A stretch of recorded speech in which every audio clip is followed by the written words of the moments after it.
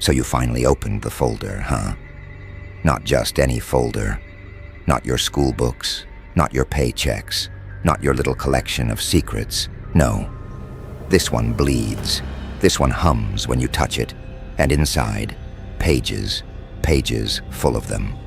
On their knees, chanting, murmuring your name like a hymn. Like you're a god they didn't believe in. Until it was too late.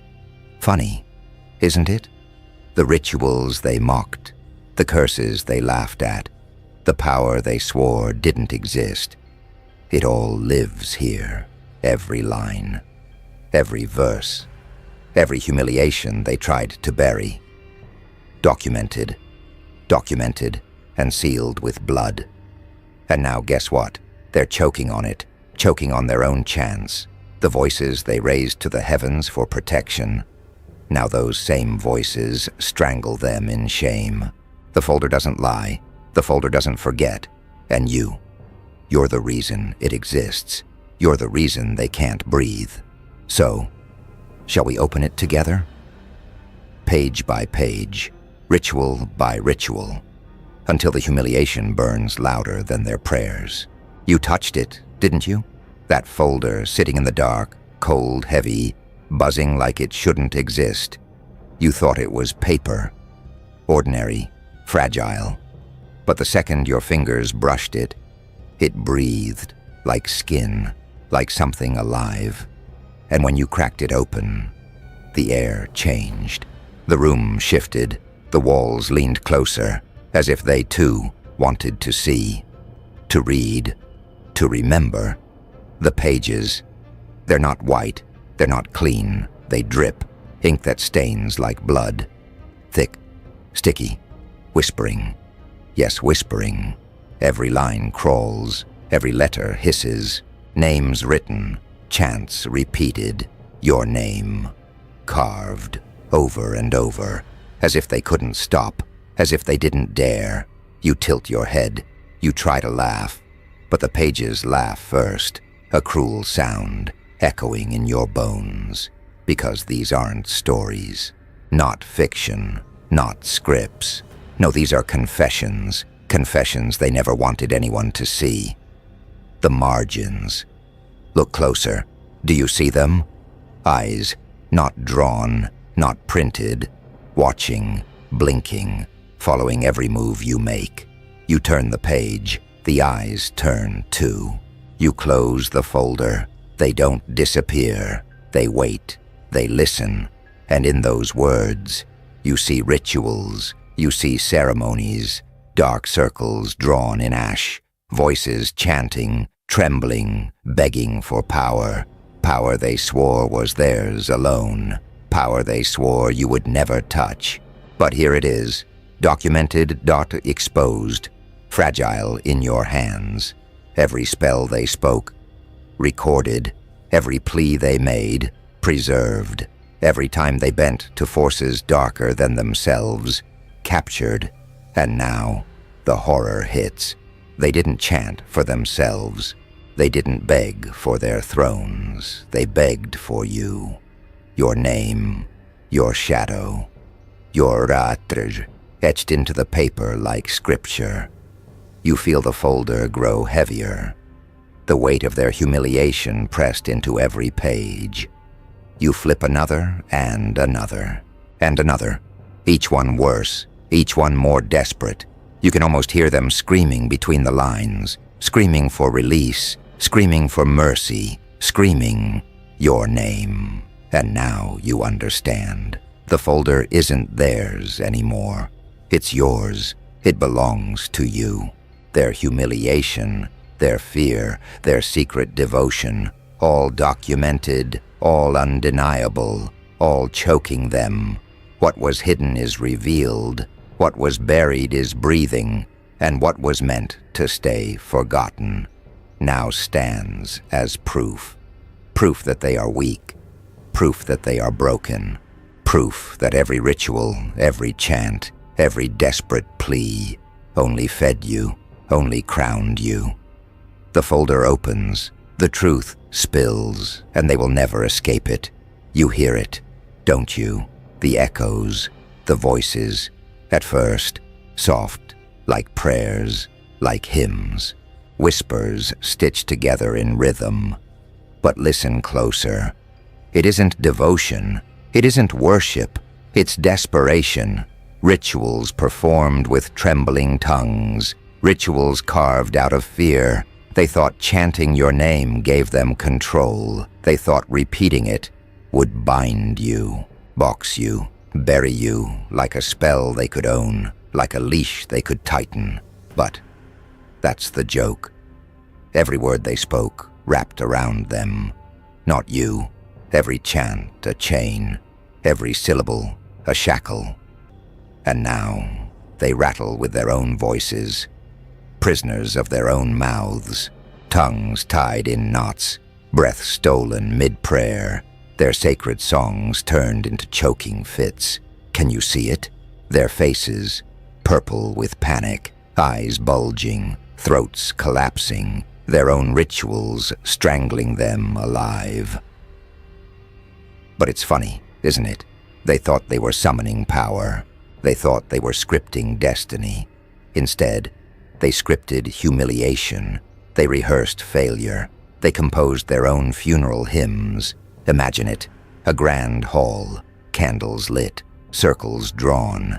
They all stand together, voices high, confident, strong, unified, until the chant cracks, until the syllables bite back, until the sound turns venomous, and their chorus becomes a noose.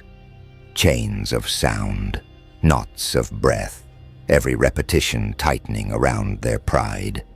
And the more they scream your name, the less air they have left, until silence is the only prayer they can manage. You watch them fall, not by sword, not by fire, but by voice, their own voice. The very thing they believed made them untouchable. Now it cages them. Now it humiliates them. And here's the best part. They can't stop. Even choking, even gasping, they keep chanting, because that's all they have left. A ritual turned reflex, a reflex turned death sentence. Their humiliation isn't quiet. It's loud, louder than the drums of war, louder than any crown ceremony they staged. Their humiliation has become their religion, their faith, their gospel. A doctrine of disgrace written in the very air they can't breathe. Every breath betrays them, every word wounds them, every chant chains them tighter. And you don't lift a finger. You don't whisper a word. You just listen and laugh, because nothing sounds sweeter than their voices strangling themselves to death. They thought control was eternal. They staged it like theater, curtains drawn, spotlights sharp, shadows angled to hide the cracks. They called themselves leaders, kings, priests, prophets of order. And the crowd? Oh, the crowd believed. Crowds always do, because the costume was convincing. The crown, polished and gleaming, caught the light at the right angle. The robes dragged across marble floors, heavy with the weight of pretense. The voices boomed, as if carried by divine fire. Yeah, to the blind, it looked like power. But look closer. The crowns? Cracked, edges splintering, gold flaking like dried scabs. The priests? Coughing smoke, lungs full of the very incense they demanded others to breathe. The kings? Holding scepters too heavy for their trembling hands, sweating beneath the jeweled masks. And the puppeteers? Ah, the ones who thought they pulled the strings. Their fingers bled from knots they could not untangle. Their own ropes wrapped their wrists, pulling them into the very dance they scripted for others. It was never control. It was desperation, a frantic attempt to keep the illusion alive long enough to fool one more believer, silence one more skeptic, crush one more rebellion. Their rituals weren't sacred.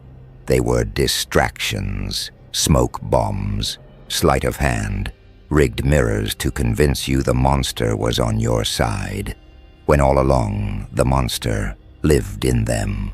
They crowned themselves with ash. They anointed themselves with lies. They demanded obedience not because they were strong, but because they were terrified of being seen for what they really were: frail, shaking, powerless creatures hiding behind loud chants and paper crowns. Every decree they shouted was just an echo, bouncing off empty walls. Every curse they hurled landed back in their own mouths. Every string they pulled wound tighter around their throats. And the funniest part, they thought no one noticed. They thought the audience was still entranced, clapping, bowing, trembling. But the whispers had already begun. The crowd saw the cracks, the masks slipping, the strings tangled, the smoke that made the priest choke, the cough in the middle of a divine sermon, the twitch in the hand of a king holding his scepter too tight. Control is fragile when it depends on pretending. Authority is paper-thin when it depends on costumes. Their empire was a theater stage. Their rituals just dress rehearsals for a collapse written in advance. And collapse came. Oh, it came beautifully. Not with a thunderclap, not with war horns, but with slow, humiliating unraveling. The crown split, the robes tore, the incense suffocated the priests first. The scepters clattered to the marble, rolling away like children's toys, and the puppeteers, those self-declared gods of the strings, found themselves strangled by the very web they spun.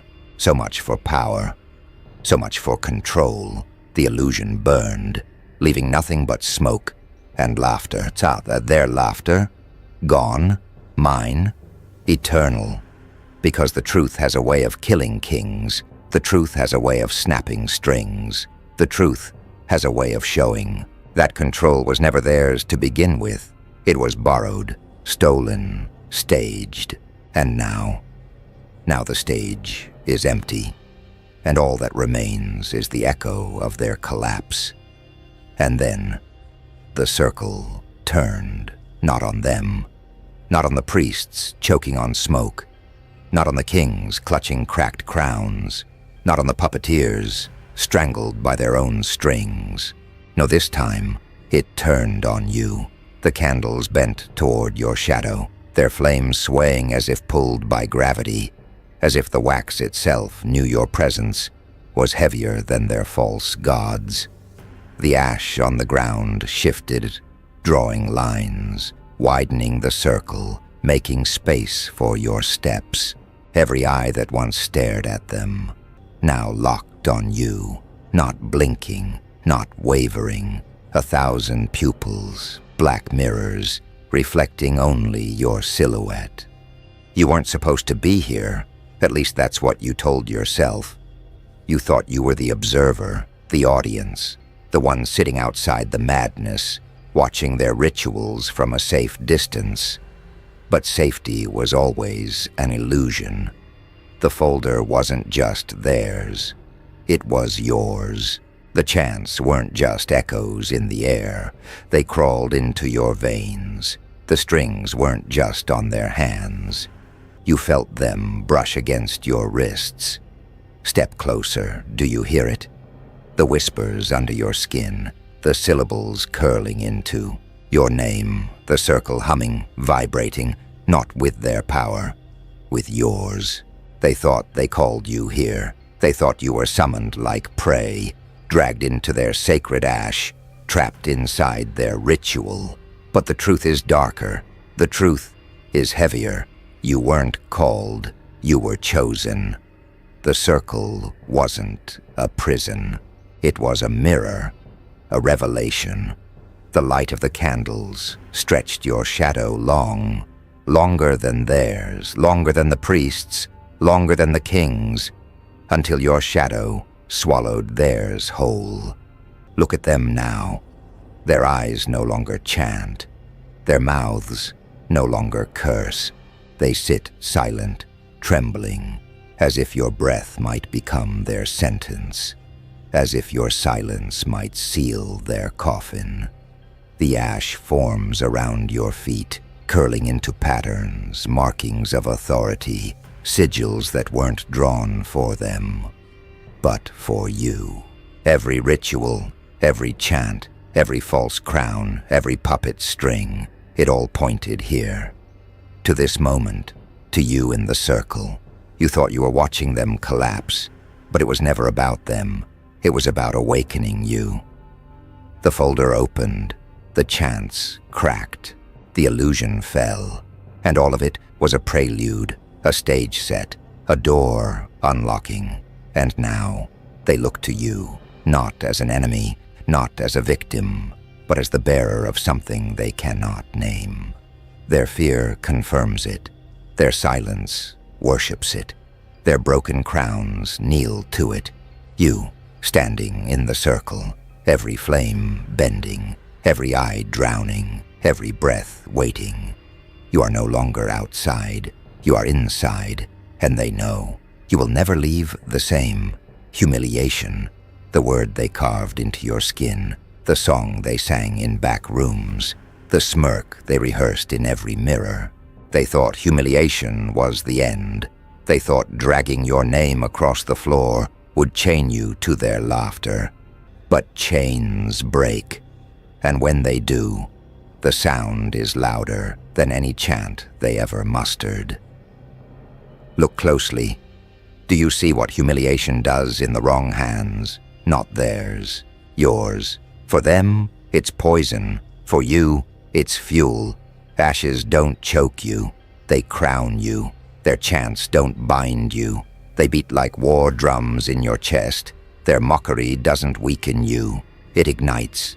Every laugh becomes a spark. Every whisper a fuse. Every curse a match dropped into your lungs. And then the fire begins. You thought shame was heavy. Wait until it turns molten, coursing through your veins, burning holes through every script they ever wrote about you. The lines they rehearsed, gone. The roles they tried to force on you, burned. The masks they forced you to wear, melted down into slag at your feet. Now the humiliation sings differently, not as chains, not as shackles, but as a war cry. Do you hear it? The rhythm pounding inside your skull, the beat of humiliation inverted, transformed into something monstrous, something holy, a hymn made of fire. They gagged on your humiliation, but you swallowed it, you digested it, and what came out wasn't weakness, it was rage, rage purified, refined, sharpened into blades they can't dodge. The same stage where they laughed at you now burns under your footsteps. The same circle where they spat your name now echoes with the weight of your voice. The same folder they stuffed with curses now bursts open, its pages rewriting themselves in flame. You, not the victim, not the shame-bearer, but the one who bends humiliation until it screams. Because here's the secret. Humiliation is their weapon when you accept their script. But when you flip it, when you devour it, when you wear it like war paint, it becomes unstoppable. They wanted you small, but humiliation forced you larger. They wanted you silent, but humiliation gave you thunder. They wanted you broken, but humiliation welded you into something stronger, louder, untouchable. Look at their faces now. The laughter's gone. The smirks are ashes. The pride has curdled into terror. Because they see it. They see the glow behind your eyes, the fire licking from your grin, the crown made of ash and blood resting on your head. Their humiliation was supposed to bury you. Instead, it became the resurrection. And now, every insult is gasoline, every jeer is kindling, every memory of their mockery fans the blaze higher. until you're not just standing in the circle. You are the circle.